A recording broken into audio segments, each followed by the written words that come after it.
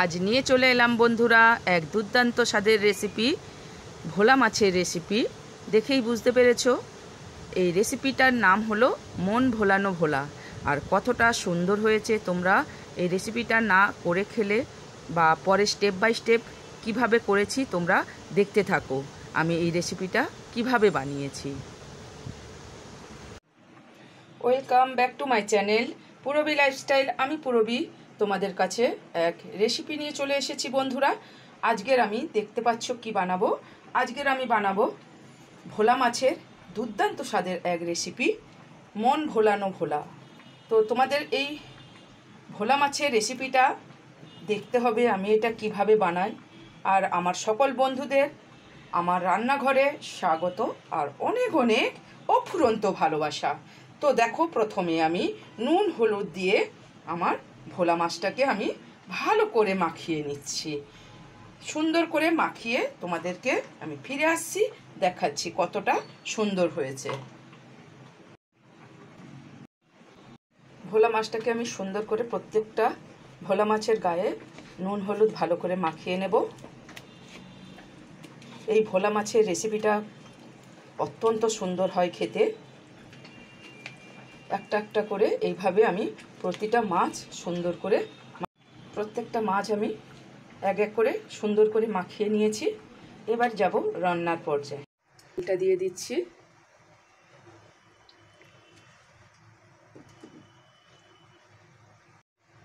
এই তেল আর নুন দিয়ে দিলাম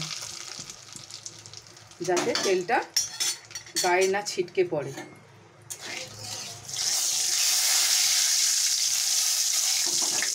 এবারে আমি একে একে মাছগুলো দিয়ে দেব।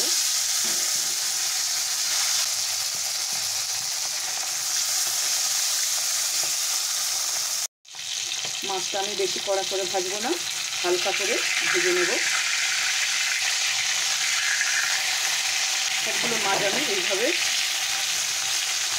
একটা পিঠ উল্টে নিলাম।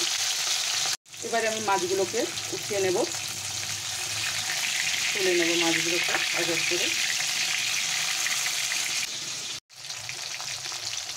মাছটা ভাজা হয়ে গেছে, এবারে এক পিঠ উল্টে দেবো আমি। মাছটাকে উঠিয়ে নেব, এবারে ভাজা হয়ে গেছে। এর মধ্যে আমি দুটো কাঁচা লঙ্কা ভেঙে দিয়ে দিলাম আর কালো জিরে ফোড়ন দিলাম।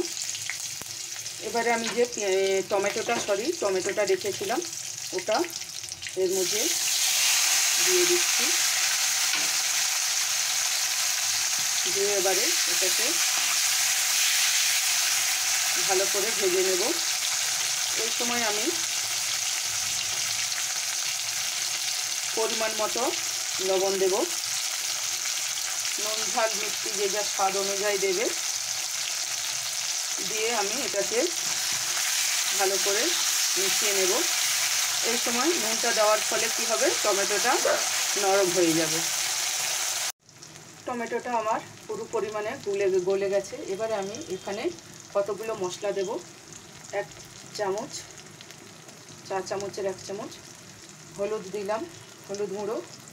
এবারে দিলাম 1 চা চামচ লাল লঙ্কার গুঁড়ো আর দিলাম 1 চা চামচ জিরে গুঁড়ো। তো এটা আমি দিয়ে মশলাটাকে ভালো করে মিশিয়ে নেব।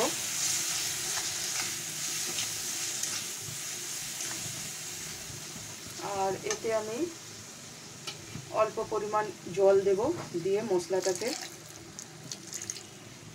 ভালো করে আরও 2 মিনিট ধরে রান্না করে নেব।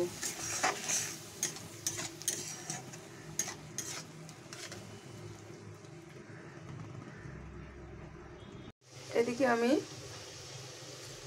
1 চামচ সর্ষে আর 5-6টা কাঁচা লঙ্কা রেখেছি, ওটা আমি পেস্ট করে নিচ্ছি।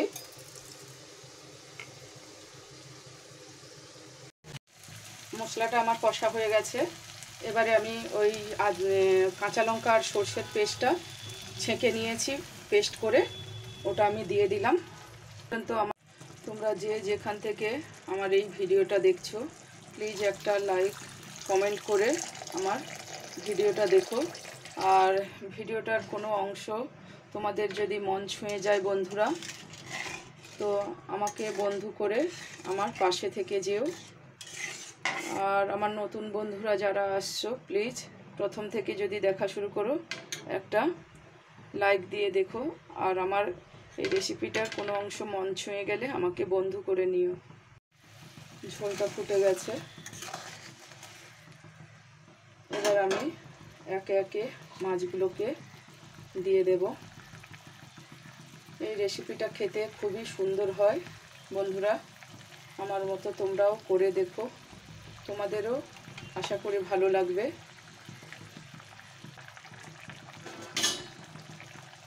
আর 1 মিনিট এটাকে আমি ফুটিয়ে নেব, যাতে ততক্ষণ না আমার মাছটার মধ্যে মশলা ঢুকে যায়। তো মাছটা আমার প্রায় রান্না হয়ে গেছে। এবার আমি ওপর দিয়ে অল্প পরিমাণ ধনেপাতা ছড়িয়ে দেব।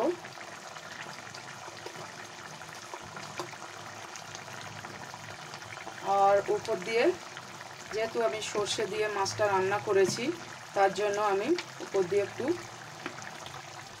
সর্ষে তেল দিয়ে দেব। আর এই সর্ষে তেলটা দেওয়ার ফলে এই তরকারির স্বাদটা দ্বিগুণ হয়ে যায়।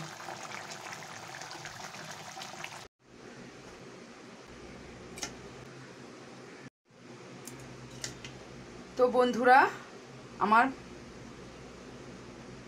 ভোলা মাছের বা মন ভোলানো ভোলা মাছের রেসিপি কতটা সুন্দর হয়েছে তোমরা দেখে বুঝতে পারছো বন্ধুরা। তো এইভাবে তোমরা বানিয়ে দেখো আর আমার কমেন্ট বক্সে কমেন্ট করে জানিও। আজ এই পর্যন্ত, আবার কোনো এক রেসিপিতে তোমাদের সাথে দেখা হচ্ছে। আর আমার ফেসবুক পেজ থেকে যেসব বন্ধুরা দেখছো তাদেরকে অসংখ্য অসংখ্য ধন্যবাদ। আর আমার ফেসবুক পেজটা যদি তোমাদের এই রেসিপিগুলো ভালো লাগে, তাহলে আমার ফেসবুক পেজটাকে ফলো করে আমার পাশে থেকে যেও।